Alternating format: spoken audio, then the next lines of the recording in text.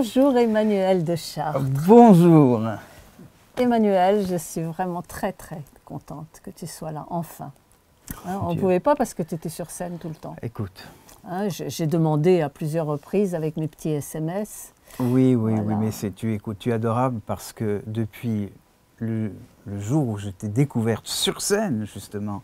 Il y a fort longtemps. Oui, où tu chantais magnifiquement, tu es dans mon cœur. Donc.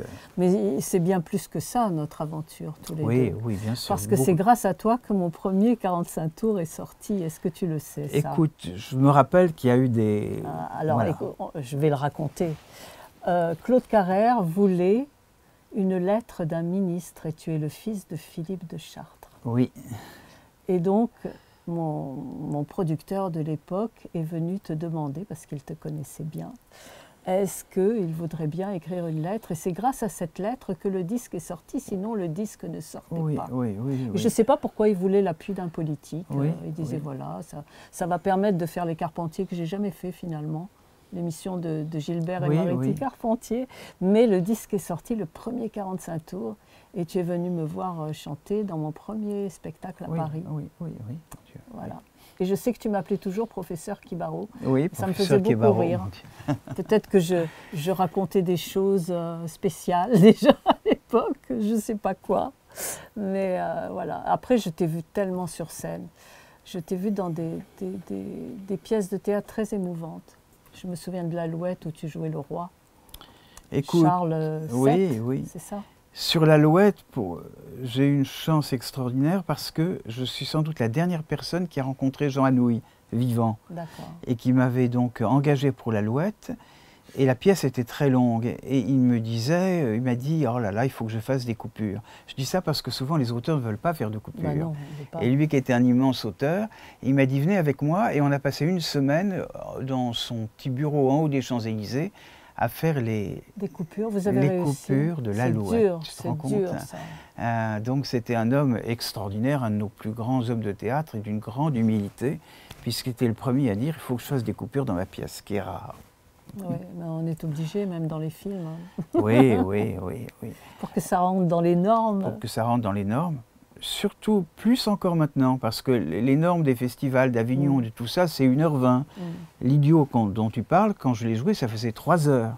Ouais. Je ne sais pas si ce serait encore possible, mais c'est plus difficile. C'était passionnant en même temps. C'est plus difficile, oui. C'était tout à fait passionnant. Et puis j'ai vu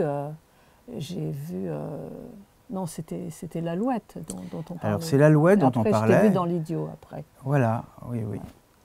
Voilà, mais ta carrière, elle est... Écoute, j'ai eu la chance de jouer les grands auteurs, les beaux rôles. Ça va être ma 70e année de théâtre, donc, mon Dieu. 70e, tu as commencé tout petit? Oui, j'ai commencé tout petit, j'ai commencé à 7 ans. Mon premier partenaire, si je dis ça, ça a l'air de Mathusalem, c'était Pierre Larquet, qui était le héros de tous les films de Jouvet. Et comment ça se fait que tu faisais du théâtre à 7 ans? Eh bien, parce que mon papa, tout en étant un homme politique, avait créé les sons et lumières, donc c'était un homme de l'art, et maman était une des grandes réalisatrices de la radio, de l'ORTF. Elle s'appelait Éléonore Kramer. Donc je suis allé au théâtre très jeune, vers l'âge de 3-4 ans comme spectateur, et puis ensuite, vers 7 ans, j'ai pu jouer des rôles de tout jeunes enfants, ensuite les jeunes premiers, ensuite les premiers rôles, et maintenant les vieillards. Voilà. Faut le dire vite. Ben oui, enfin écoute, c'est l'évolution. Donc eux, ils étaient tout à fait d'accord pour que tu fasses ça? Non, ils étaient d'accord. Ils m'ont donné le goût du théâtre, mais mes parents, leurs études avaient été interrompues par la guerre, puisque ton père était résistant. Papa était résistant, maman était résistante. Elle a été sauvée par les Russes du camp de Ravensbrück. Papa a eu 7 balles dans le corps. Il a été sauvé par le général de Gaulle, un commando qu'on a envoyé une demi-heure avant qu'il soit fusillé. Wow. Donc ils ont eu une véritable résistance, mais ça ne leur a pas permis de continuer leurs études. Donc ils voulaient que je fasse des études. Et moi, je n'en avais aucune envie. Donc ils étaient d'accord pour que je fasse du théâtre, mais ils auraient voulu que j'ai des diplômes. Je n'en ai aucun, je n'ai même pas le certificat d'études. Oui, mais tu as joué à 7 ans. Et j'ai le Conservatoire national d'art dramatique, mais enfin, c'est particulier comme diplôme. mais je n'ai pas de diplôme. Non, je n'ai pas de diplôme. D'accord. Voilà. C'est bien. Et tu as des frères et sœurs? Alors non, je suis fils unique. J'avais une vision... Je suis fils unique et je n'ai pas d'enfants. Alors je suis le parrain d'enfants, d'amis que j'aime, mais j'étais quand même assez... j'ai toujours une vision, ce que je te disais, très noire, et de moi-même, et de la société, et de la vie. Parce que tu as été témoin quand même de ce que tes parents avaient vécu aussi. Écoute, je pense dans une certaine mesure que ça a plus compté que ce que j'imaginais. Certainement. C'est-à-dire d'avoir été quand même dans le ventre de maman à un moment où elle était encore incroyablement tourmentée par ce qu'elle avait vécu, car elle a été vraiment torturée. C'était les choses sur les seins, c'était la baignoire, c'était ses camarades qui mouraient. Enfin, elle a vraiment vécu le noir du noir. Mais elle s'en est sortie. Elle s'en est sortie. Oui. Écoute, tu sais que là, tu es sur la chaîne de Bonheur TV qui est dédiée à l'éducation à la paix. Je sais. Et que tous les spectacles que j'ai faits depuis 2006 étaient dédiés à la Semaine mondiale pour le désarmement parrainée par l'ONU. Et donc voilà, on a beaucoup d'émissions sur déjà la communication entre les êtres, parce que c'est ça qui aide le plus. On a commencé avec Jacques Salomé, qui est un grand psychosociologue, qui m'a offert 11 heures d'émissions, alors que je commençais tout juste. Et il nous a fait confiance et ça a eu une répercussion, tout ce qu'on a pu transmettre comme ça. Parce que déjà dans la communication harmonieuse, ils disent la communication non violente, mais c'est la communication harmonieuse, d'avoir des techniques pour que ça se passe bien entre deux personnes, pour que les paroles puissent être reçues, et voilà, qu'il y ait un dialogue. Et Marek Alter disait, il n'y a que par la parole que l'on peut instaurer la paix. Mais, écoute, oui, c'est le verbe qui se fait chair. C'est ça. Oui, je pense aussi. C'est pour ça que dans mon envie d'être comédien, c'était de pouvoir incarner ces grands héros ou ces grands assassins, des hommes en tous les cas, mais qui s'exprimaient dans un langage extraordinaire qui est effectivement la parole, qui est le verbe. Et au théâtre, c'est le verbe, c'est l'écriture. Et alors donc après tes 7 ans, là où tu étais déjà sur scène, ton premier grand rôle au théâtre, c'était quoi? Tu étais au conservatoire? Ensuite, j'étais au conservatoire, très jeune. À Paris? À Paris, j'étais, dans ma génération, il y avait Jacques Weber, il y avait Jean-Luc Boutet, il y avait Isabelle Huppert, il y avait Francis Huster, il y avait Francis Perrin. Donc à partir de là, et même avant, je n'ai pas arrêté et de tourner et de jouer. Et par exemple, Isabelle Huppert, son première pièce, c'est avec moi, qui était Viendra-t-il un autre été? Et son premier rôle à l'écran, c'était avec moi, puisque je jouais Proust et qu'elle jouait Gilberte, ma petite amoureuse.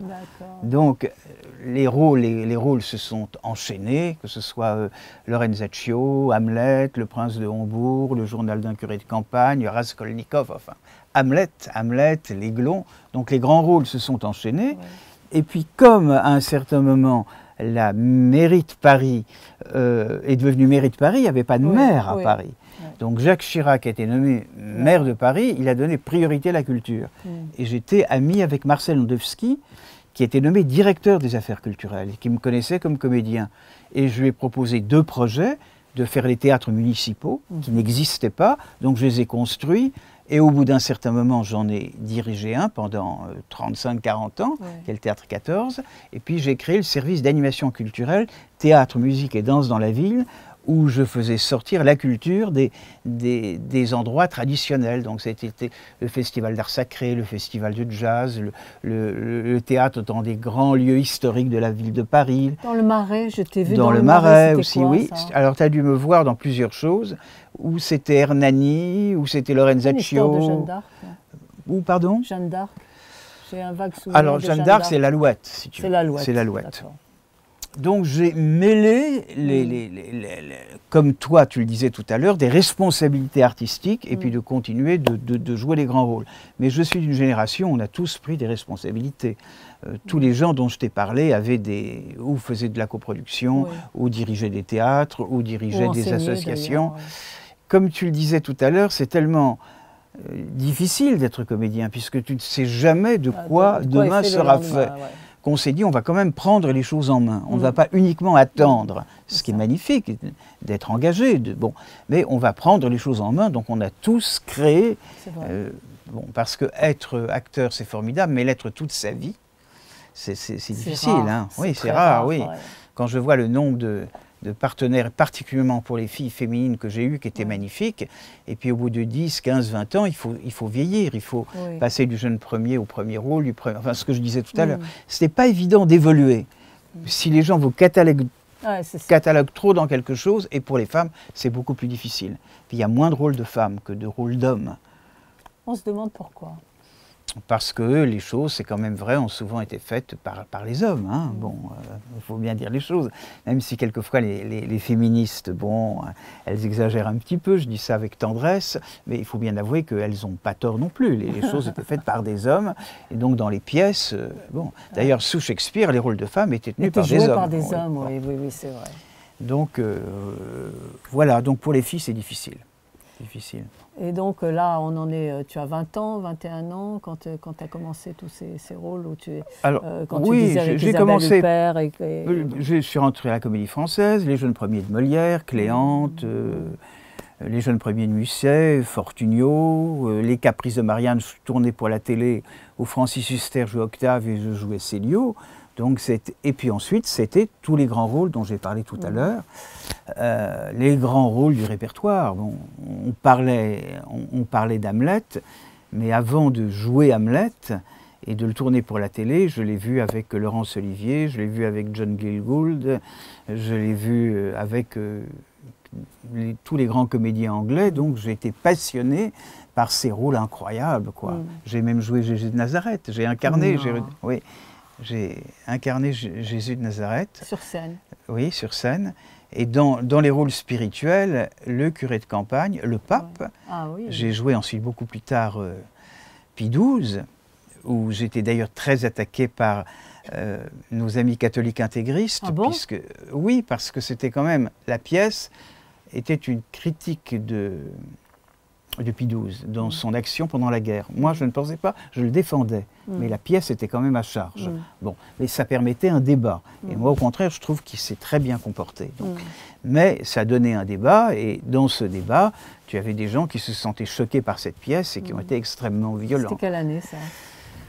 Il y a une vingtaine d'années, ça. Il y a une vingtaine d'années. Quel théâtre ? Alors là, c'était au Théâtre 14, Le Vicaire, qui a fait un scandale. Bon. Donc, c'était tous ces rôles, je ne veux pas faire la liste, mais disons, les choses se sont toujours enchaînées, voilà. Et et j'étais en même temps étonné que ça s'enchaîne si bien, car au tout début, quand j'ai décidé de faire du théâtre, maman était réalisatrice, et donc il y a beaucoup de comédiens qui venaient à la maison, et des comédiens immenses, et qui disaient « mais on n'a pas de boulot pendant 7 ans, pendant 7 mois, on n'a pas... » Bon, donc c'était un métier paniquant. Et quand papa est devenu ministre, c'est lui, après que je l'ai tanné, qui a fait la loi sur l'intermittence. C'est mon père qui a fait la loi sur l'intermittence. Et alors au départ, c'était une loi qui était faite pour les comédiens et qui vraiment les protégeait. Là, ça c'est un petit peu, ça existe toujours, mais c'est plus évaporé. Donc c'était important pour moi de jouer les grands rôles et en même temps d'avoir une part importante dans cette profession, dans la direction de cette profession. Et j'ai eu la chance de l'avoir et de bien m'entendre avec les hommes politiques de mon époque, aussi bien avec François Mitterrand qu'avec Jacques Chirac, qu'avec Bertrand Delanoë. Bon. Donc j'ai toujours eu un contact, moi, assez quand même chaleureux avec les hommes politiques. Je n'étais pas un militant politique, mais j'avais une vision politique des choses, puisque j'ai toujours adhéré au gaullisme de gauche. Donc j'avais des amis aussi bien socialistes, gaullistes que communistes. Donc tout ça était mêlé pour moi, mais avec ce qu'on disait tout à l'heure, la poutre maîtresse qui est la culture, bien sûr. Et comment tu faisais pour tout concilier? T'arrivais tu avais assez de temps pour diriger un théâtre et être sur scène en même temps? J'étais très bien entouré. Ça, c'est la chose principale. Et puis, je ne faisais que ça. Alors, quand on disait à Oscar Wilde, mais comment vous faites pour faire tout ça? Il répondait, mais je dors beaucoup. Donc à partir du moment où tu dors 8 heures, tu as le reste des heures pour conquérir le monde. Donc ça ne pose pas de problème. C'est magnifique. Bon. Donc tu dors 8 heures. Alors je ne dormais pas toujours 8 heures, mais j'essayais de dormir. Tu sais, quand tu joues Hamlet ou quand tu joues Lorenzaccio, si tu ne dors pas... Il faut récupérer à un moment. Tu ne peux pas y arriver. Donc j'ai quand même dormi. Mais c'est quand même... Ce métier, pour moi, c'était quand même rentrer en religion, quelque part. Sûr, voilà. C'était, les gens pensent que tu fais la vie de Patachon. Au théâtre, si tu joues ces rôles-là, tu ne peux pas tenir. Donc, et comment tu faisais en tournée alors pour t'occuper de ton théâtre? Qui remplaçait? En tournée, j'avais le téléphone. Je n'avais pas encore tout. J'avais le téléphone et puis j'avais mes collaborateurs. Hein. Bon, à partir du moment où tu décides les grandes lignes, et artistiques et budgétaires, tu as des gens qui t'aident. Hein. Voilà. Budgétaire, tu t'y connaissais bien? Alors, je ne m'y connais pas dans le détail, je ne sais pas, c'est pas bien de dire ça, mais combien coûte une livre de tomates? Bon, mais j'ai une vision globale des choses. Une vision globale de savoir, quand tu as une subvention, comment tu la dispatches, comment les choses se font, comment tu fais une coproduction. Bon, maintenant, dans le détail de tous les jours, non, tu as des gens qui le font pour toi. D'accord. Oui. Et 35 ans donc au Théâtre 14? Alors je ne sais plus les dates, mais oui, je pense à peu près 35 ou même un peu plus d'ailleurs. Et 40 ans à TMD. Bertrand Delanoë, avec qui j'étais aussi très lié, me disait que j'avais battu le record quand même de longévité dans une ville. Vrai, ouais. Une ville meurtrière quand même, car le plaisir de s'entretuer était quand même toujours là. Bon. C'est dans la nature des hommes. Hein. C'est pas une citation là, ce que non, non, c'est ce que je pense moi. C'est même sur le plan... Vous savez bien comment c'est. Bon, même dans le milieu de la culture, où, bon, il y a des forces antagonistes, ce qui est normal d'ailleurs, hein, c'est la démocratie. Bon. Mais... non, j'ai vécu ça quand même avec plaisir et je ne m'y attendais pas du tout. Alors, je ne pensais pas du tout prendre des responsabilités. C'est vraiment grâce à Marcel Landowski. Oui. Et donc, tu as arrêté le Théâtre 14 Alors, j'ai commencé en 77, donc j'ai commencé à prendre des responsabilités à 27 ans. Et la ville de Paris, puisque c'est le service public, m'a prolongé au-delà des dates limites et j'ai pris ma retraite administrative à 71 ans. Voilà. Et puis depuis, je continue bien sûr de jouer au théâtre. Depuis, tu es sur scène tout le temps parce que j'ai Écoute, pratiquement. J'ai moins envie, si tu veux, d'enchaîner rôle sur rôle, mais j'ai envie de jouer un beau rôle, de m'y consacrer. Et après avoir quitté le Théâtre 14, j'ai pu jouer la pièce où j'incarnais Léon Blum et où Christophe Barbier, voilà, que tu as vu, donc d'incarner cet homme extraordinaire à qui nous devons tant.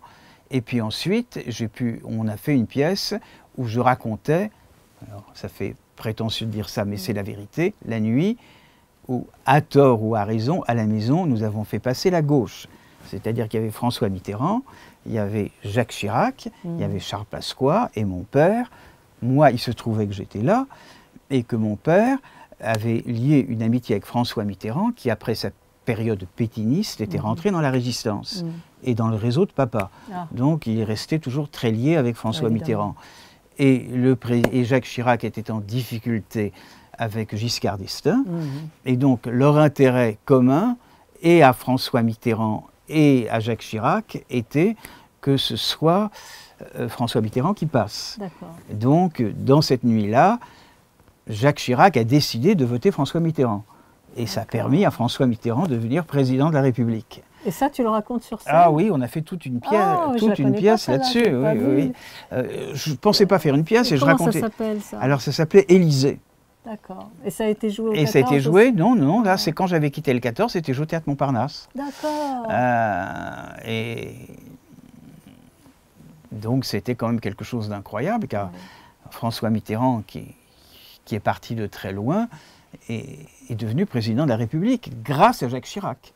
Et c'est toi qui l'as écrite? Non, c'est pas moi, c'est Hervé Bentéja.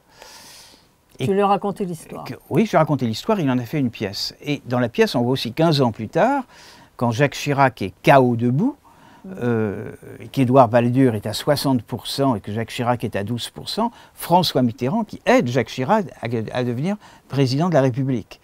Donc c'est une histoire vraie, mais qui a changé l'histoire de France. Bon, puisque on a eu... alors, est-ce qu'on a eu raison, pas raison, ça, les historiens le diront. Mais enfin, j'ai vécu ça en direct et on en a fait une pièce de théâtre. Oui, et que disaient les gens alors? Comment était le public là? Moi, j'ai pas assisté. Écoute, le public, non, le public suivait bien, mais ça n'avait plus dans la tête des gens la violence que ça a eu au moment où les choses se sont passées. Alors, les gens, à ce moment-là, n'ont pas su exactement comment ça s'était passé, mais ils ont quand même su que Jacques Chirac avait demandé au RPR de voter pour François Mitterrand. Alors, tout le RPR n'a pas voté François Mitterrand, mais il y a 1 million de voix qui se sont déplacées et qui lui ont permis d'être élu président de la République. Mais quand tu en parles maintenant, il y a tellement de choses qui se sont passées depuis. Puis qui sait quoi? Quand, dans tous les interviews que j'avais, et avec Christophe Barbier, qui est vraiment devenu un ami, qui était un homme d'une immense culture, quand je parlais politique dans ces interviews, que je disais que j'étais gaulliste de gauche, les gens ne savent même pas ce que ça veut dire, gaulliste de gauche. Ils ne comprennent pas. Bon. Donc tout passe tellement vite, ce que je te dis, tout est fou, quoi. Tout est fou. Et quand on pense à l'accélération actuelle des choses, vous en parliez tout à l'heure avec ce magnifique interview que j'ai vu avec un homme extraordinaire dont tu vas me redire le nom. Patrice Vernet. Voilà. Tout ce qu'il nous disait, les ouvertures qu'il nous donnait, pour ne pas être toujours à terre. Ça donne envie. Écoute, ça donne envie d'essayer de comprendre de plus en plus, de s'ouvrir à des choses qu'on maîtrise mal, qu'on connaît mal, et d'avoir un petit espoir, car quand toi, tu fais tout ce travail magnifique que tu fais pour la paix, alors je ne te parlerai pas du passé, mais même aujourd'hui, si tu mets bout à bout l'Ukraine, Israël et le Congo, dont on ne parle pas. Ah non, on ne parle pas du Congo. 6 millions de morts. Mon Dieu. Alors, bon, nous, on a eu la chance incroyable, pour moi, de ne pas connaître, pour la première fois dans l'histoire de l'humanité, de ne pas avoir connu la guerre en France. On ne l'a pas connue. Donc, voilà. Bon, alors raconte-nous tes projets maintenant, parce que là tu as enchaîné des pièces après le. Alors oui, j'ai enchaîné. L'année dernière, j'ai joué Le Bateau pour Lipaya avec Bérengère Doutin. Tu le joues encore, non? Non, je l'ai joué l'année dernière, toute l'année. Et puis en Avignon.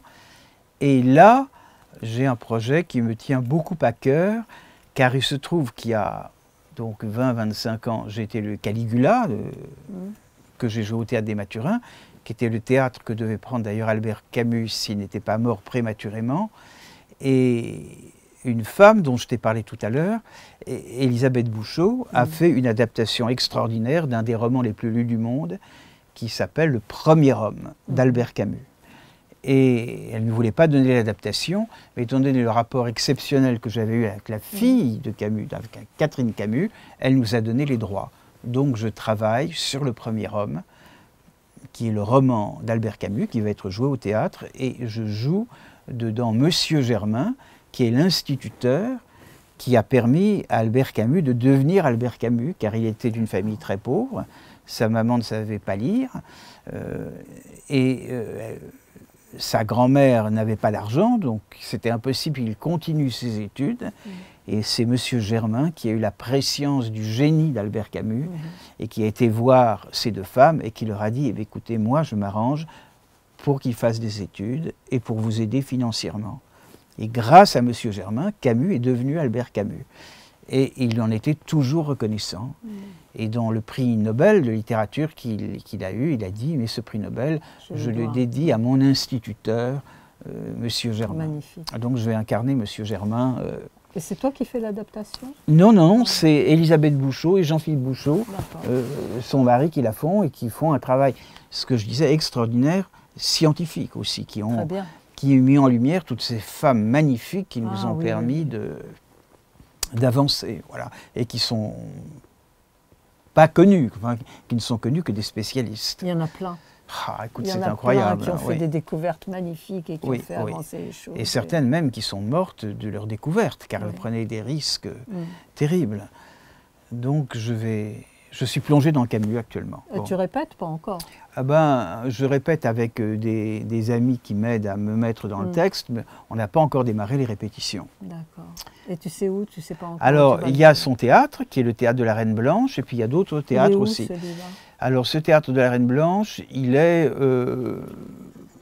Oui, vers la Chapelle. D'accord. Et Tu c'est- t'es baladé dans tout Paris. Oui, fait, oui, oui, sans j'aurais compter joué la dans, France. Tu les connais tous. tous, non, mais La beaucoup. Madeleine. Beaucoup, oui, la Madeleine, les Mathurins, Les Édouard Mathurins, VII, le Rive Gauche, le Montparnasse, oui, j'aurais joué presque Petit dans, Montparnasse dans tous les aussi. théâtres, le Petit Montparnasse, et puis les théâtres subventionnés, la Comédie Française, le 14, enfin, écoute, je suis plein de gratitude. Pour ce parcours. Voilà, d'artiste. enfin pour les hommes, pour Dieu et pour les hommes. Voilà. Pour J'aurais Dieu. fait ce que j'avais envie de faire. Ça, c'est Ouais, extraordinaire. ouais, C'est pas donné à tout le monde. C'est une grâce, oui. Oui, c'est vrai. Oui, c'est un miracle d'arriver sur Terre et de faire ce qu'on Oui. a envie de faire. Et de se dire, oui, je l'ai oui, fait, oui, oui, et d'être encore vivant tout jeune. j'ai quel âge? Là, j'ai 76 ans, je me dis, mon Dieu. Et là, dans Monsieur Germain, justement, de Camus, je le joue à l'âge que j'ai. Mais à un moment dans la pièce, il dit à partir de 65 ans, chaque année est un miracle. Donc, Et le meilleur est à venir. oui, le meilleur est à venir, espérons. C'est ce que dit notre ami Drucker à la fin de chaque Oui, émission. oui, qui je lui trouve ça. est extraordinaire une aussi, merveille, parce que oui, lui, c'est il n'a une pas merveille. bougé depuis... Non, il paraît qu'il a un corps d'athlète. Oui. Non, mais c'est vrai, il est incroyable. Et tant mieux. Écoute, on l'embrasse bien en tout cas. Oui, oui. Et tu reviens bien sûr quand tu veux, dès que ta Oui, pièce bien est, sûr. est- Bien sûr. est en répétition. Écoute, merci que- en tous les cas de ton amitié, de tout ce que tu fais pour nous tous. Pour Ben, nous tous. on fait tous pour nous tous. Et chaque fois que je vois une émission de toi, de ce que tu fais, on est passionné et ça donne de l'espoir. Alléluia. Bon, Merci. merci à toi.